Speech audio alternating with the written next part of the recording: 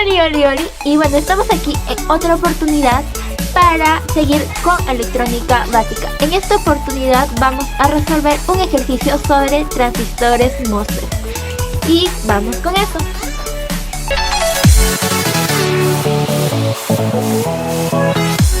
Ahora les presento el ejercicio que nos ha tocado resolver.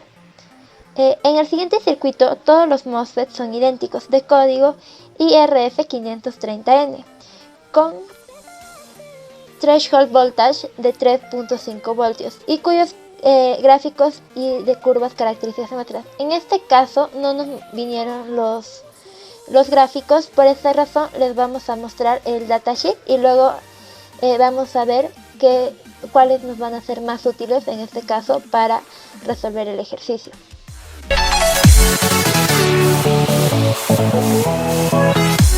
Bueno, este es el datasheet que hemos encontrado. Igual lo voy a dejar el link del datasheet en la descripción para que ustedes puedan verlo. Bueno, de acá lo más importante, como ya vemos, es del tipo que nos pidieron, que es de IRF530N. Luego además vamos a ver qué tipos de...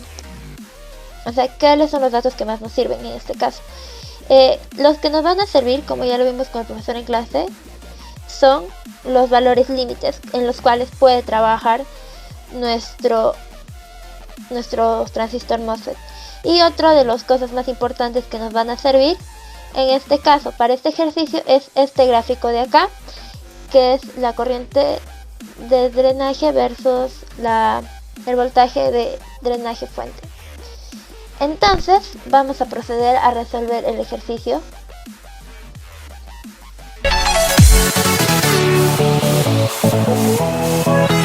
Bueno, acá ya tenemos los gráficos que dijimos que nos iban a servir de ayuda, pero vamos a empezar analizando el ejercicio a través de la primera pregunta, que nos dice qué pasaría si V1 sería igual a 0, es decir, que estaría conectado directamente a tierra. Bueno, entonces volvemos en un par de segundos para ustedes, mientras volvemos a redibujar el circuito. Bueno, al final terminé insertando el gráfico, porque era más práctico y más rápido. Entonces, bueno, acá sabemos que todo esto está conectado. De esa forma sabemos que el voltaje en este punto es de 0 voltios, el voltaje en este punto es de 0 voltios y bueno, también en este punto. Bueno, como vemos, la fuente está conectada a 0 voltios. Entonces, de esta manera, el voltaje gate source, o bueno, lo voy a referir más como un voltaje GS, es igual a 0 voltios. Y esto de acá se va a repetir en los tres casos. Entonces podemos decir que Q1, Q2 y Q3 tienen un voltaje gate source de 0 voltios. Ahora, nosotros sabemos por teoría que si el voltaje GS es menor al voltaje threshold, entonces no hay conducción de corriente. Como vemos en el ejercicio, acá nos dice que es de 3,5 voltios. De esta forma podemos decir que VGS es menor al voltaje GS threshold. Y de esta forma podemos saber que la corriente de drenaje, que lo voy a decir mayormente ID, va a ser igual a 0 amperios. ¿Está bien? Entonces, ¿qué implica esto? Que por acá no va a haber corriente, o bueno, la corriente va a ser 0 amperios, o sea, no hay corriente. Y esto va a repetirse en los tres casos, ¿no? Acá es 0 amperios y acá también. De esta forma podemos saber que la corriente que pasa por este punto total también es de 0 amperios. Ahora, si queremos saber cuánto es el voltaje VRL, que es de la resistencia, vamos a guiarnos en esta parte de acá.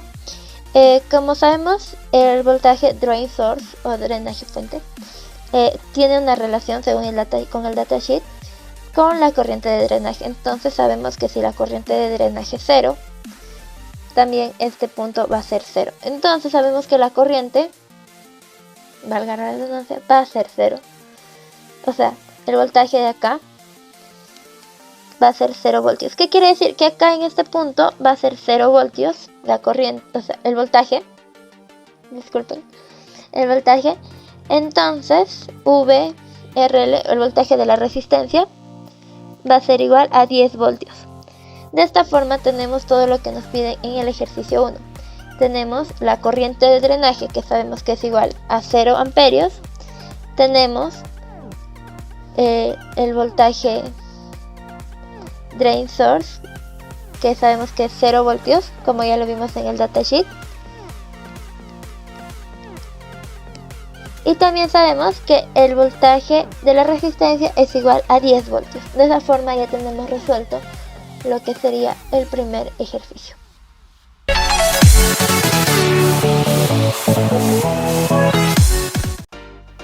Bueno, ahora vamos a realizar el ejercicio número 2. En el ejercicio número 2 nos pide los mismos datos que anteriormente, más que según eso identificamos en qué región están trabajando los transistores. Bueno, acá nos dan que V1 es 10 voltios. ¿Qué quiere decir eso? Que, bueno, en estos puntos el voltaje es de 10 voltios, en todos estos de acá. Ahora de eso podemos ver que el voltaje gate source es igual a 10 voltios. Ahora, según ese dato, nosotros podemos ver en la tabla que nos da el datasheet que según eso es bueno para la corriente máxima, que se da para 10 voltios, pero acá nos dice que es 17 amperios su valor máximo. No obstante, si nosotros hacemos un análisis rápido acá, si por acá llegaran a pasar 17 amperios por cada uno, el total de corriente que pasaría por este punto sería 51 amperios. Ahora, si nosotros estamos atentos en ese punto, la potencia que sería, bueno, la potencia no, disculpe, el voltaje que tendría esa resistencia sería 14,16, y como vemos eso sería inconsistente, ya que acá lo mínimo, lo cual no puede ser igual, pero lo mínimo que sería acá podría ser 0, porque no hay ninguna fuente por acá. Entonces vemos que ahí no hay una incoherencia, entonces sabemos que por ese lado no pasaría, no puede ser 17 amperios. Ahora vamos a ayudarnos del datasheet un poco para ver cuánto sería el valor que finalmente tendría en esta parte. Bueno, en el peor de los casos, que acá fuera 0, supuestamente, lo cual también disculpen, no va a ser, pero para hacer un primer análisis inicial serviría la corriente que pasaría por ese punto sería 36 amperios aproximadamente. Ahora, entonces dijimos, ya, por acá puede pasar 12 amperios. No obstante, si vamos al datasheet, acá vamos a trabajar con la curva de acá, que es la más, la más paradita, la más empinada, por así decirlo. Entonces, si vemos que cuánto el voltaje de 12, el voltaje de 12 es aproximadamente 0,8. O sea, no es 0,8, pero es aproximadamente. Pero al punto que quiero llegar es que acá tendría que ser 0 para que es complejo. Entonces esta relación no va a funcionar en este sentido.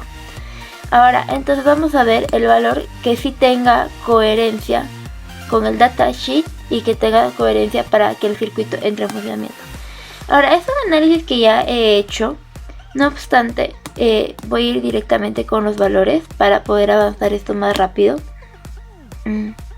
Miren, vamos a tomar sabemos que va a ser menor a 12 voltios por el último análisis que hicimos. Entonces, vamos a ver qué pasaría con 0,7, que es aproximadamente acá la mitad.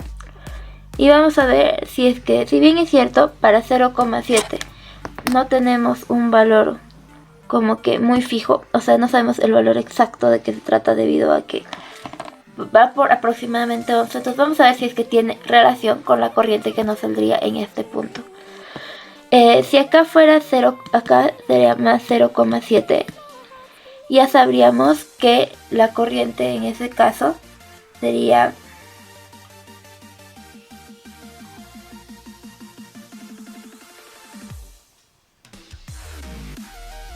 33, la corriente podemos poner como que corriente total sería 33,477 amperios.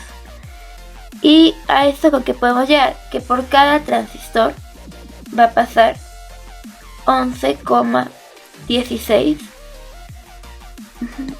O sea, la corriente de energía va a ser 11,16 amperios. ¿Está bien? Y vemos que eso de acá sí tiene relación, ¿no? Porque es aproximadamente por 11 que está pasando el valor de la curva. Y de esta forma podemos tener que los datos que nos piden, bueno, la corriente de drenaje sería 11,16 amperios. ¿Qué más? El voltaje de ese sería 0,7 voltios. Y lo que nos piden del voltaje de resistencia sería, exacto, ¿cuánto sería? Sería 9,3 voltios.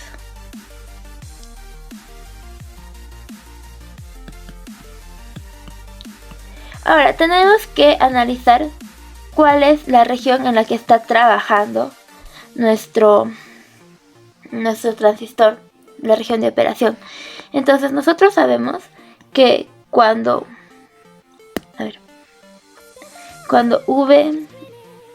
VDS es menor a VGS menos el voltaje threshold,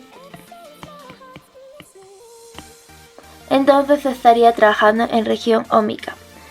Entonces sabemos que VDS es 0,7 en este caso. Nuestro voltaje gate source es de 10 voltios y el threshold es 3,5 por dato del problema.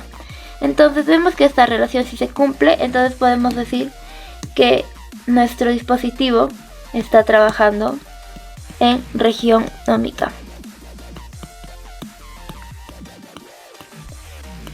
Y así es como llegamos a dar solución a esta parte del ejercicio, teniendo estos resultados. Entonces ahora vamos con la parte 3.